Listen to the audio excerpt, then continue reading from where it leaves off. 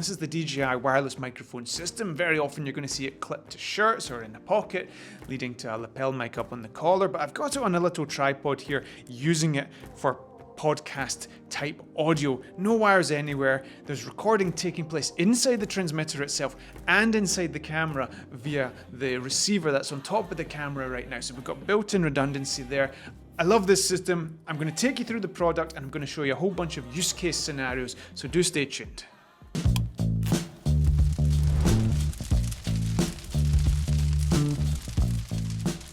Stewart Carroll here, pleasure to talk to you as always. Now, back in the day, Alina and I filmed 250 weddings.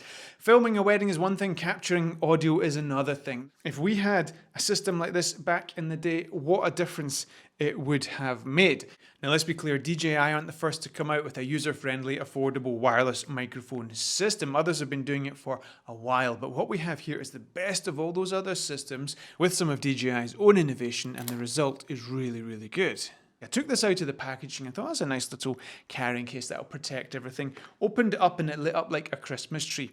This is the charging case for the two transmitters and the receiver. There's a 2600 milliamp battery in the case itself, and it can charge everything in there twice. And if you were short of power for some reason in the course of a day, then you can charge the case itself via USB-C using a power bank.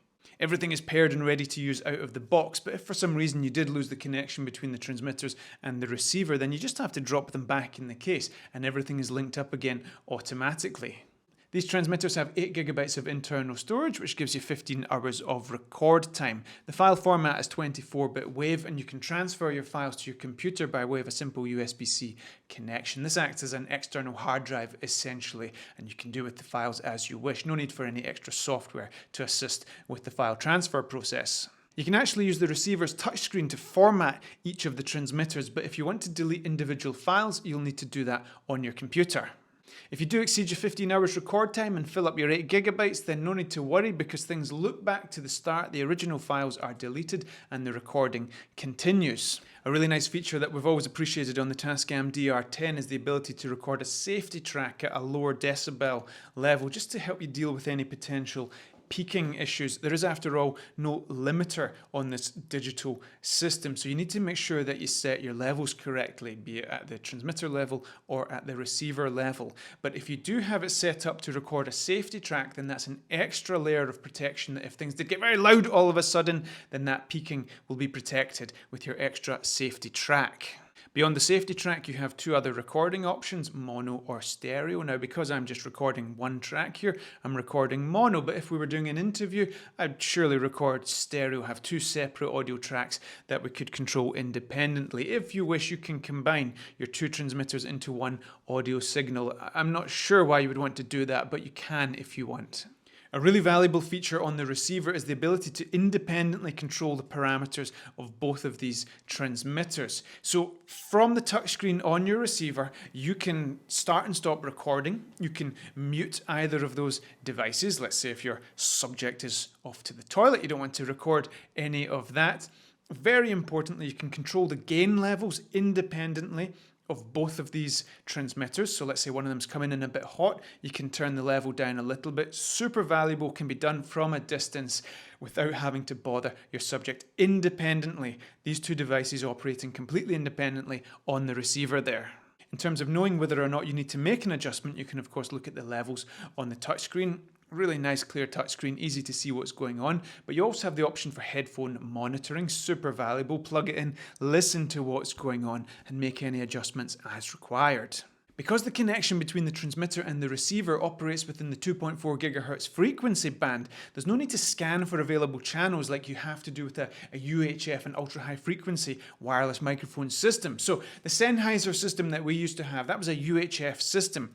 You had to search for an available frequency. That took a couple minutes. You then had to pair the transmitter and the receiver by way of a little infrared sensor. That took a little bit of time, and then you had to run around and get everyone mic'd up and all that kind of stuff. That was time that you didn't have, and it certainly added stress. So that is just one little anecdote that helps you understand why I'm so excited about this kind of system.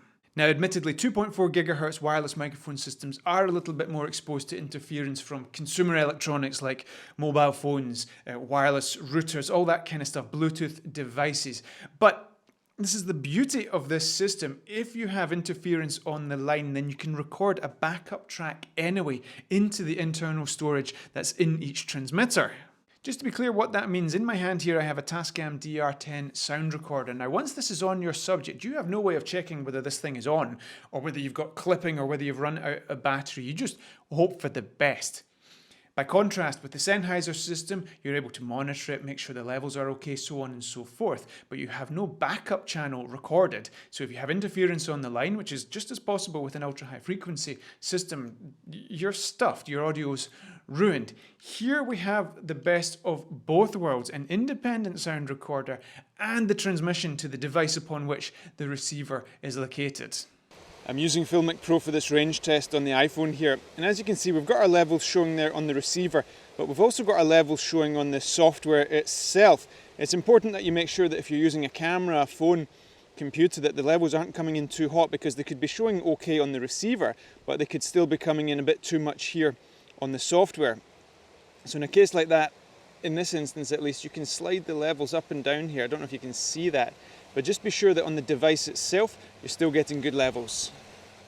Range test, folks. 1, 2, 3, 4, 5, 6, 7, 8, 9, 10. And let's pay close attention to whether the signal drops out when my back is turned to you versus when I'm facing you. You'd expect a better performance when I'm facing you. We've got a better signal between the receiver and the transmitter. So let's get going. In the interests of brevity, I can tell you that the results were spot on all the way up to 50 meters, whether or not I was facing the receiver or had my back to it. Loud and clear when I'm facing you. Has there been any crackling yet? If I turn around, 1, 2, 3, 4, 5, 6, 7, 8, 9, 10. How are we doing? Right, let's go to 75 meters. 51, 52, 53, 54, 55, 56, 57, 58, 59, 60, 61, 62, 63, 64, 65, 66, 67, 68, 69, 70, 71, 72, 73, 74, 75. How's that going now that I look straight at you? Do we have a nice clear signal? Can you rely on it? Keep in mind that if you have a problem, you've got your backup track here on the transmitter, which I'm recording with now. I'll turn around.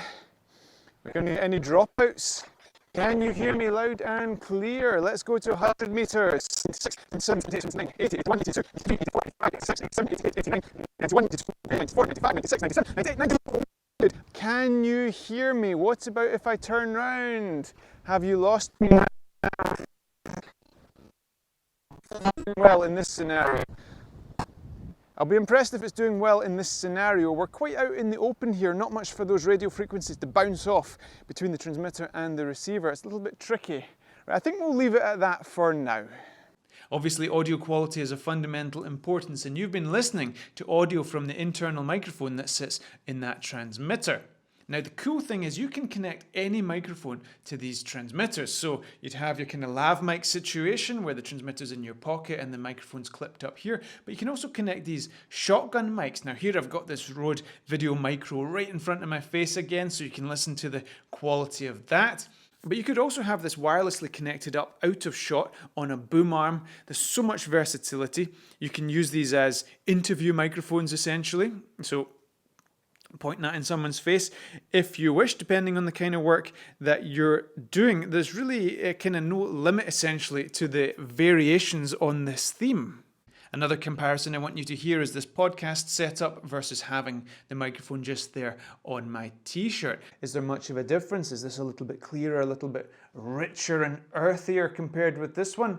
I don't know, let's find out. 1, 2, 3, 4, 5, 6, 7, 8. 1, 2, 3, 4, 5, 6, 7, 8. Let's try another setup with this a bit further down using the magnet. So let's put that there for the sake of argument. Okay, 1, 2, 3, 4, 5, 6, 7, 8. How does that sound? Is this nice and rich, and is this one a little bit tinny by comparison? Okay, 1, 2, 3, 4, 5, 6, 7, 8. How does that sound? Is this nice and rich, and is this one a little bit tinny by comparison? One thing I've found, to be honest with you, is you only really notice this if there's a side-by-side comparison. As long as the audio meets a basic standard with no hiss, no echo, all that kind of stuff, your ear becomes accustomed to it. But certainly, if you are going for better and better audio, it's nice to get close to the microphone. This magnet actually doubles as a little stand if you wanted to sit that on a table, for example. I have to say the touchscreen on the receiver is absolutely gorgeous, both in terms of the way it looks and the clarity of the information provided, but also the ability to access the information in the settings as required. But you need to be careful that you don't touch it accidentally. So fortunately, there is a lock opportunity there. You simply tap the on-off button and that locks the screen. Another safety feature, you could call it, built into these transmitters is the vibration alert. So when you start and stop recording, this thing vibrates. So let's say I was using this for recording YouTube and I just had a traditional lapel mic set up and this was in my pocket. If for some reason something happened and this stopped recording, it would buzz and give me a warning that I'm not capturing audio anymore. According to DJI, the latency of this system is 15 milliseconds, which, strictly speaking, not as fast as some of the other options out there. But at the end of the day, we're talking about varying degrees of negligible. Negligible is negligible. Is there a delay between my mouth opening and the sound coming out of the speakers? No. In the box, we get a little carrying pouch that contains a USB cable, a 3.5mm male-to-male headphone jack so you can connect your receiver to your camera, and we get a couple of dead cat wind muffs for the transmitters. They have a little twist lock mechanism so they're completely secure once they are attached. Worth pointing out that this kit does not come with a lavalier mic, so if you were planning on using this transmitter in your pocket and then hooking it up to a lav mic on your shirt, you'd need to purchase that separately. When it comes to connectivity, DJI's really brought something special to the party here. Obviously, we can take our receiver and connect that to a camera by way of the headphone jack, just as you would with a normal wireless receiver. But we get a couple of great extra options here, particularly when it comes to connecting to smartphones. With the help of the lightning adapter that simply clips onto the bottom of the receiver, you can then plug the receiver directly into your iPhone. This one really struck a chord with me because for our iPhone vlogging, what a job I had getting this Røde Video Micro connected to the iPhone. First of all, you need to get rid of the cable that comes with it. Buy a special cable with a TRRS connector. Don't get your TRS mixed up with your TRRS and so on and so forth. All gets a bit confusing. Then you need your lightning to headphone jack adapter. Now, you can't skimp out on this. I obviously bought the cheapest one I could find on Amazon. It did not work. Had to buy another one. But by the time you do all your troubleshooting to figure out that it's the connector that doesn't work, you've certainly pulled your hair out quite a bit. And then eventually you get a microphone working with your iPhone. As for any USB-C based devices, be it a phone or an action camera, for example, you can use the USB-C connector in exactly the same way and plug that receiver straight into the device. A really nice use of this wireless system is the ability to connect your receiver straight to your computer. Now, you're meant to use the 3.5mm headphone jack, but it worked for me with the USB cable as well. Now, if you were live streaming or doing some kind of podcast or recording a voiceover in Final Cut, there's a lot of reasons why you might want to do that. So having that simple connectivity that comes up straight away as a microphone option is just perfect. So as I say, folks, my enthusiasm for this wireless microphone system and DJI's approach in particular is very heavily influenced by years of heartache when it comes to capturing audio. Let me know what you think about this system. Some of you will have tremendous amounts of experience when it comes to capturing audio. How do these prosummary type approaches stack up against some of the kit that you've used in the past? Is this something that you would go for? And also, is DJI's approach actually bringing something new to the table that you find of interest and of value? Please do leave your comments below. Anyway, pleasure talking to you as always. Do stay tuned and we will see you next time.